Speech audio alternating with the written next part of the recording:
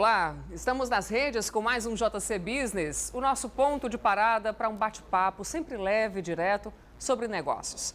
A gente sai da sala de reuniões e se encontra sempre aqui para debater assuntos que fazem crescer a sua empresa, que fazem ampliar o seu olhar como gestor.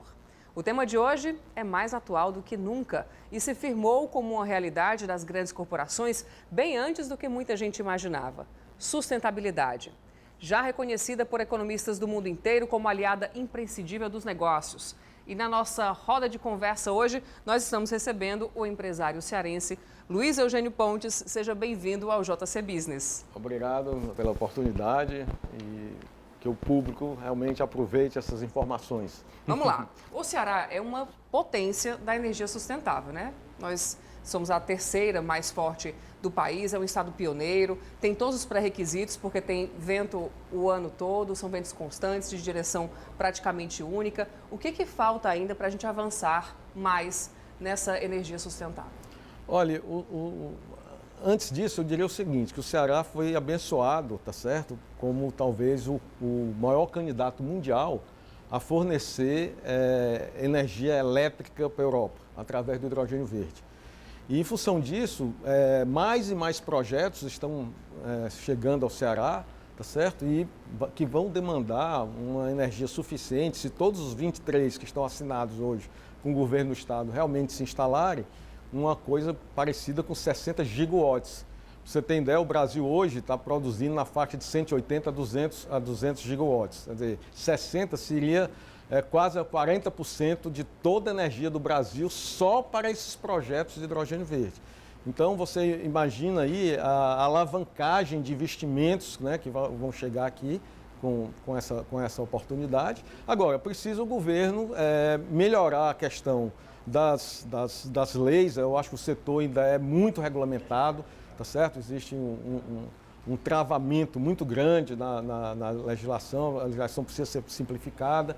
Precisa ter mais infraestrutura. A maioria das normas é federal. A maioria das normas é federal. E precisamos de infraestrutura, né? Hoje há um déficit muito grande em linhas de transmissão, porque não é só gerar energia, você tem que ter linhas para receber essa energia e para distribuir, certo? Então há um déficit, né? Eu acho que esse novo governo aí, que se Deus quiser, que se preocupe, que olhe com bons olhos e não deixe a gente sair das nossas mãos essa oportunidade. Você falou agora do hidrogênio verde, eu vou pedir então um pouco para explicar o que é. Muita gente não sabe, apesar de nós já estarmos dando esse pontapé inicial aqui no nosso estado, né? Do que se trata? É engraçado que não é só o grande público que ainda não entende, não. Eu vou muito a São Paulo, né? E realmente tenho muitas conversas com o pessoal de fundo de investimento. E muitos analistas ainda veem o hidrogênio verde como uma coisa assim do futuro, e não é. Não é. Tá certo? E eu vou explicar assim de uma forma bem didática, tá certo? O que é o hidrogênio verde, para que serve e como é que a gente vai utilizá-lo. Bom, o hidrogênio é um gás, tá certo? Que ele é extremamente combustível e ele tem uma combustão perfeita. Você imagina um carro movido a hidrogênio verde, ou um avião, ou um navio. O que sai no cano de descarga é vapor d'água. Isso. Entendeu? Em vez de você ter uma fumaça altamente tóxica, né, o CO, né, que é um gás extremamente nocivo à saúde, né? E aí você vai ter vapor d'água saindo, que maravilha, né, da descarga dos carros. E para isso é preciso você separar o H2, tá certo? Que é o hidrogênio. E a fonte mais assim abundante que existe na natureza é a água, tá certo? Que é o H2O, tá certo? Então a gente precisa separar o O do H2. E como é que se faz isso? Através de um choque elétrico, chamado eletrólise, né? Que é um choque de alto impacto, onde o hidrogênio vai para um lado, o oxigênio vai para o outro, e existem filtros especiais que capturam o H2. Aí aparece um dificultador, que é o H2, ele não consegue ficar estável na natureza, na forma de H2. Ou ele se junta com N para formar o amônio, ou se junta com O para formar água, alguma coisa ele vai se juntar com algum outro elemento para formar alguma substância. Em H2 ele não fica. Para permanecer como H2, para você poder armazenar o H2, você tem que congelá-lo a menos 250 graus. que em tese dificultaria muito o transporte, tá certo? Sim. Em grandes quantidades. Então, o que é que se faz? Toda usina de produção de hidrogênio, ele precisa ter uma fábrica de amônia, tá certo? Que é o NH3. Aí você liquefaz o hidrogênio. E a transformação da amônia em H2 é muito mais simples do que da água, tá certo? Então, os navios que vão levar esse hidrogênio para ser exportado ou para o consumo interno vão levar na forma de amônia. Então, tá é certo? assim mesmo que vai ser transportado, que a gente vai fazer essa exportação para fora, para a Europa, forma de para países amônia. da Europa. Exatamente. Por navios. Por navios. E Exatamente. dessa forma. E aí o que é que aconteceu?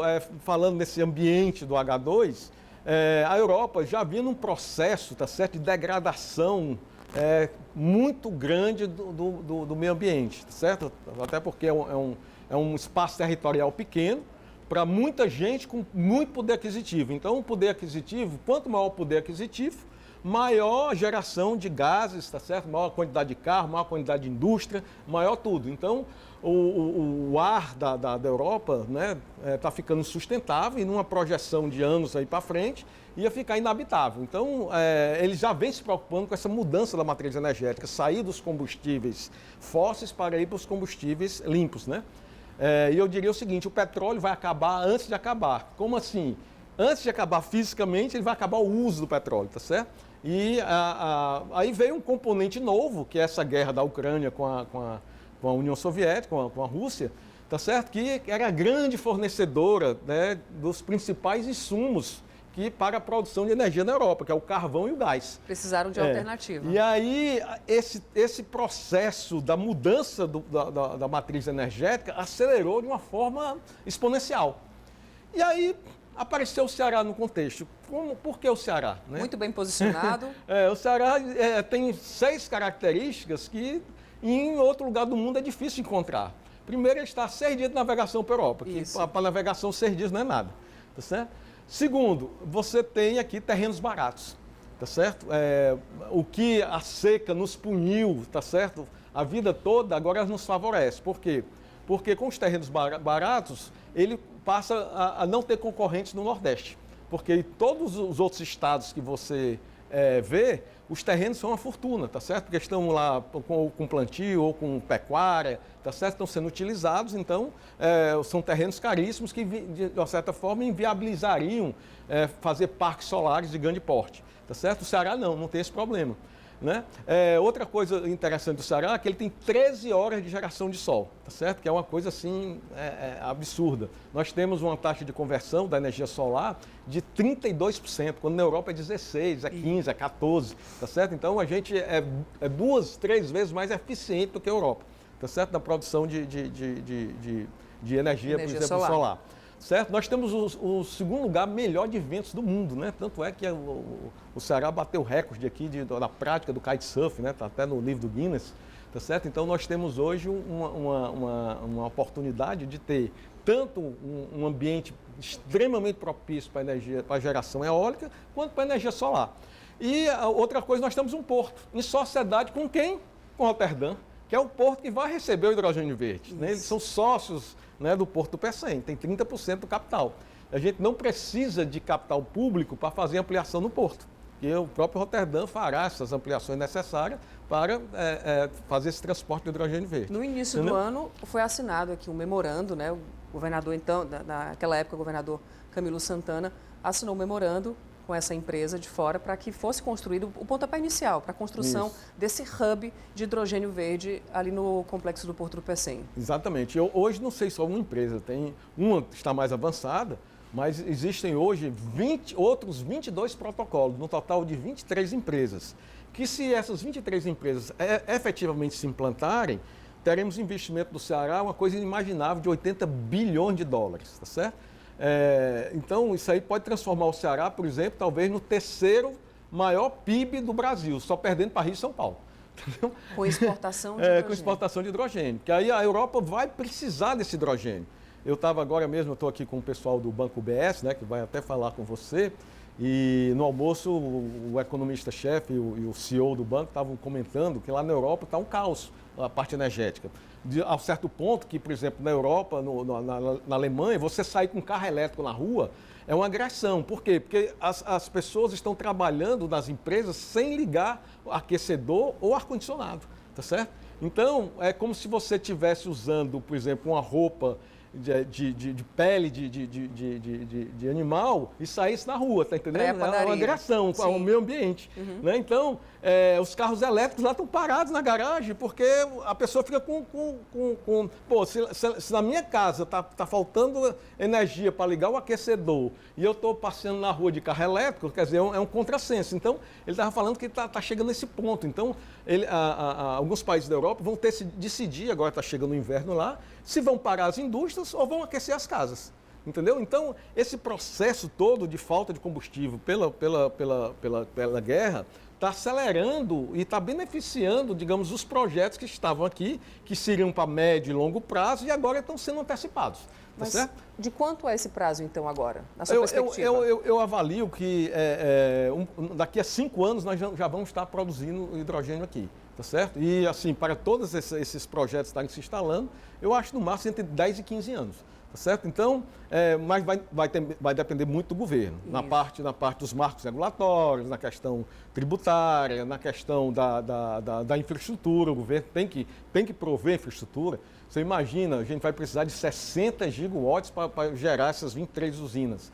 Imagino que vai precisar de linhas de transmissão, de subestações, tá certo? Então o governo, ou ele abre isso aí, uma forma de PPA ou parcerias privadas, tá certo? Ou ele começa a investir nessa parte de infraestrutura, tá certo? Para poder dar vazão a essa demanda, né, de energia que vai ser gerada. Vai ser gerada. Existe uma manifestação do governo a favor? Olha, eu acho o seguinte, o governo está, assim, pelo menos o governo federal já está ciente, né? A gente vê aí recentemente as falas já do ministro Paulo Guedes, do presidente Bolsonaro, que o Nordeste vai ser o grande fornecedor de energia do mundo, não só de alimentos. O Brasil não vai fornecer só alimentos, mas vai ser o grande fornecedor de energia.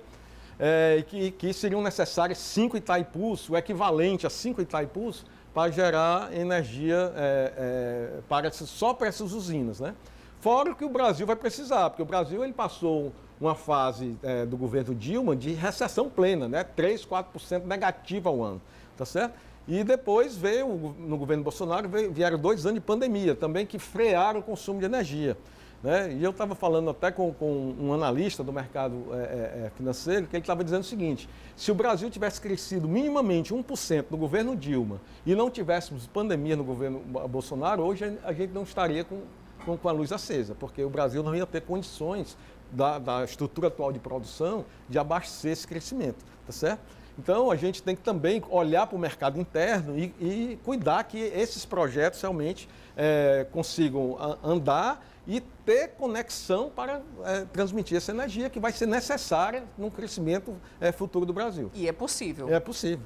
Que isso aconteça. Hoje, cada vez mais, essa necessidade das empresas de se tornarem sustentáveis, de não focarem apenas no lucro, mas também se preocuparem com o social, ela é cada vez mais bem vista e cada vez mais adotada. Olha, também. Essa história da sustentabilidade, antigamente era eu vou dizer o seguinte, era uma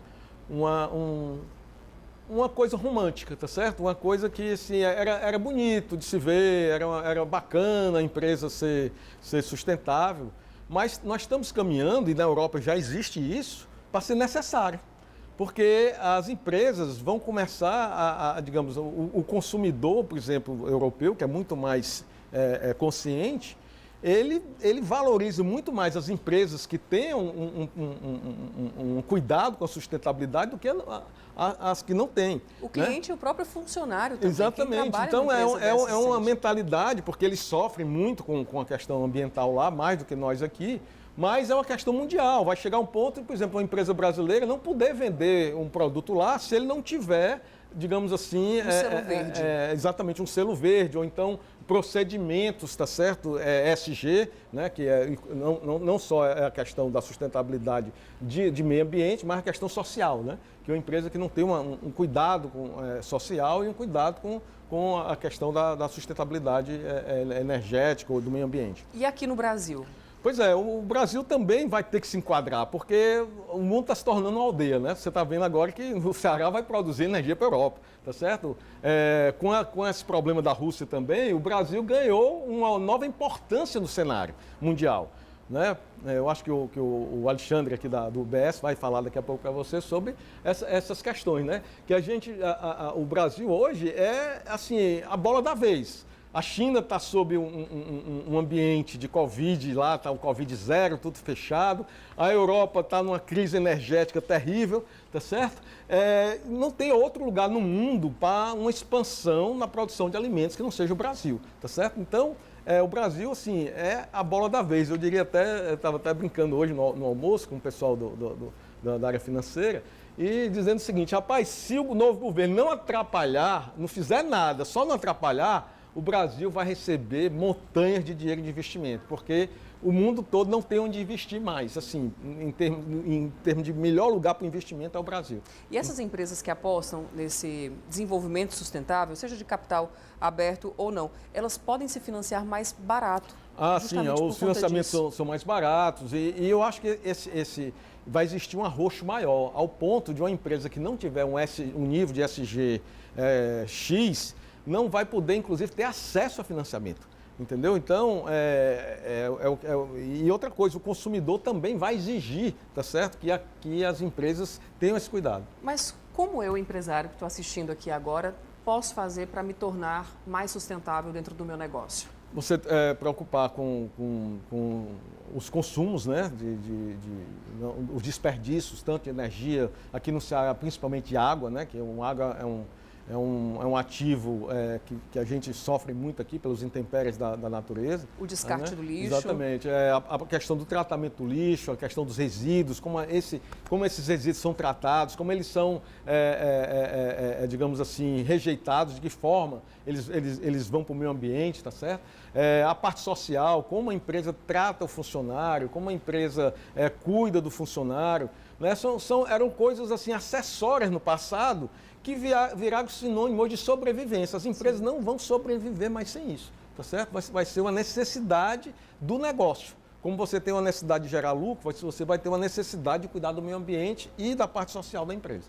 Adorei nosso papo. Muito obrigada por estar aqui comigo hoje no JC. Um assunto, como eu disse logo no início, né? Mais atual do que a gente imaginava que seria.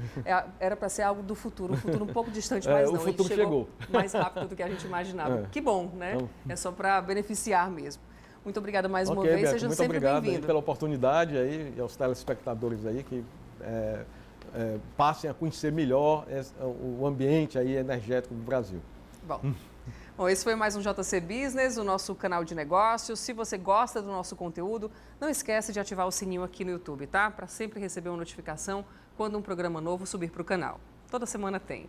Aproveita e já deixa também o seu like. Até a próxima, gente. Tchau.